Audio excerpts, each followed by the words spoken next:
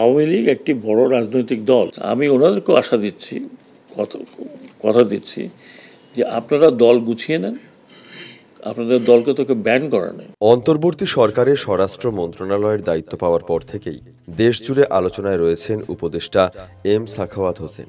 সদ্য ক্ষমতাচ্যুত দল আওয়ামী লীগকে দল গোছানোর বার্তা দিয়ে হট অব দ্য টপিকে পরিণত হয়েছেন তিনি। চলুন জেনে নিই উপদেষ্টা এম সাখাওয়াত হোসেন সম্পর্কে।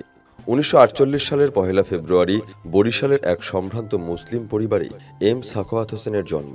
সেই হিসাবে বর্তমানে তার বয়স ৭৬ বছর। পাকিস্তান আমলে সংঘটিত হওয়া ৬৬-র ৬ দফা আন্দোলন, ৬৯-এর গণ অভ্যুত্থান, মুক্তিযুদ্ধ, স্বৈরাচার এরশাদ বিরোধী আন্দোলন, এমনকি সর্বশেষ ২৪-এর একনায়ক শেখ হাসিনার উৎখাতের প্রত্যক্ষদর্শী তিনি।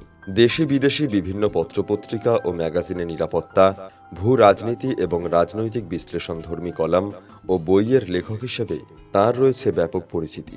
ইলেকট্রনিক মিডিয়ায় নিরাপত্তা ও ভূ রাজনীতি এবং নির্বাচন বিষয়ে বিশ্লেষক হিসেবে এম সাখাওয়াত হোসেনের জুড়ি নেই। স্থানীয় ও আন্তর্জাতিক সংবাদপত্র ও জার্নালে জাতীয় ও আন্তর্জাতিক বিষয়ে কলামিস্ট হিসেবে লিখেছেন ৩০০টিরও বেশি নিবন্ধ। নিরাপত্তা এবং ভূ রাজনীতির বিষয়ে একজন ফ্রিল্যান্স ভাষ্যকার হিসেবেও দেখা গেছে তাকে। ইরাক যুদ্ধের সময় তিনি যুদ্ধের রণকৌশল নিয়ে নিয়মিত বিশ্লেষণ করতেন। বিবিসির বাংলা ও ইংরেজি ওয়ার্ল্ড সার্ভিস, তেহরান রেডিও এবং ভয়েস অব আমেরিকায় নিরাপত্তা বিষয়ে সামরিক বিশ্লেষণী আলোচনা রেখেছেন। তিনি জাতীয় ও আন্তর্জাতিক রাজনীতি, প্রতিরক্ষা কৌশল, নির্বাচন ইত্যাদি বিষয়ে বাংলা ও ইংরেজিতে লিখেছেন ২০টিরও বেশি বই।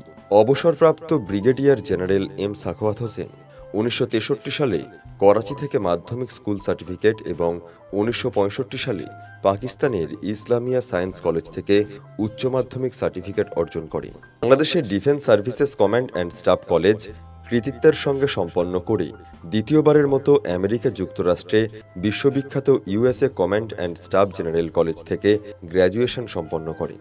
তিনি কায়েদ-ই আজম বিশ্ববিদ্যালয় থেকেও কৌশলগত অধ্যয়নে স্নাতকোত্তর ডিগ্রি অর্জন করেন। পাকিস্তানের ন্যাশনাল ডিফেন্স এডিসি ইসলামাবাদ ইউনিভার্সিটির তত্ত্বাবধানে স্ট্র্যাটেজিক স্টাডিজে মাস্টার্স এবং বাংলাদেশ ইউনিভার্সিটি অব প্রফেশনাল থেকে এমফিল ডিগ্রি রয়েছে এই বিশিষ্ট নিরাপত্তা বিশেষজ্ঞের।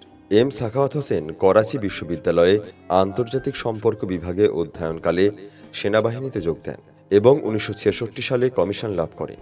১৯৭১ সাল পর্যন্ত তিনি শিয়ালকোটে ছিলেন। দেশ স্বাধীন হওয়ার পর প্রায় ২ বছর পাকিস্তানের বন্দি শিবিরে কাটিয়ে ১৯৭৩ সালে দেশে প্রত্যাবর্তন করে বাংলাদেশ সেনাবাহিনীতে মেজর পদে কুমিল্লা সেনানিবাসে যোগ দেন।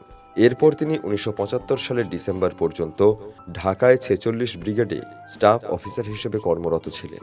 ১৯৭৯ থেকে ১৯৮১ সালে ঢাকায় সেনা সদরে গুরুত্বপূর্ণ পদে অপারেশন ডাইরেক্টর নিয়োজিত হন।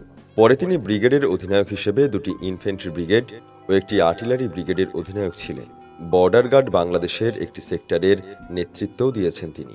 একই সাথে পার্বত্য চট্টগ্রামে বিদ্রোহ বিরোধী অভিযানে ২টি আর্টিলারি ব্রিগেড এবং একটি পদাতিক ব্রিগেডেরও নেতৃত্ব দিয়েছেন তিনি। Brigadier M Sakhawat Hossain staff duty, সামরিক প্রশিক্ষণ এবং আর্টিলারির পরিচালকের ভূমিকাও পালন করেছেন। তিনি লেফটেন্যান্ট কর্নেল হিসেবে মিলিটারি অপারেশনস ডিরেক্টরের দায়িত্ব পালন করেন। সেনাবাহিনী থেকে অবসরের পর তিনি রাষ্ট্রের বিভিন্ন গুরুত্বপূর্ণ কাজে নিজেকে নিয়োজিত রাখেন। দেশের বৃহত্তম বাণিজ্যিক ব্যাংক সোনালী ব্যাংকের পরিচালনা পর্ষদে ২ বছর দায়িত্ব পালন করেছেন। অংশ নেন জার্মানিতে অনুষ্ঠিত ন্যাটো মহড়ায়। রাইন দ্বীপে ব্রিটিশ সেনাবাহিনীর সাথে সামরিক মহড়ায় অংশগ্রহণের জন্য জার্মানিতে প্রথম বাংলাদেশি সামরিক প্রতিনিধি দলের নেতৃত্ব দেওয়ার কৃতিত্বও রয়েছে তাঁর। ২০০৬ থেকে ২০০৭ সালে বাংলাদেশের নতুন রাজনৈতিক সংকটের পর ২০০৭ সালের ১৪ই ফেব্রুয়ারি থেকে ২০১২ সালের ১৪ই ফেব্রুয়ারি পর্যন্ত তিনি বাংলাদেশ নির্বাচন কমিশনের কমিশনার হিসেবে দায়িত্ব পালন করেন। এটিএম শামসুল হুদার নেতৃত্বে নির্বাচন কমিশনে ৫ বছর কমিশনার হিসেবে দায়িত্ব পালন করেন তিনি। ব্রিগেডিয়ার জেনারেল সাখাওয়াত হোসেন বিভিন্ন সংগঠনের সঙ্গেও যুক্ত রয়েছেন।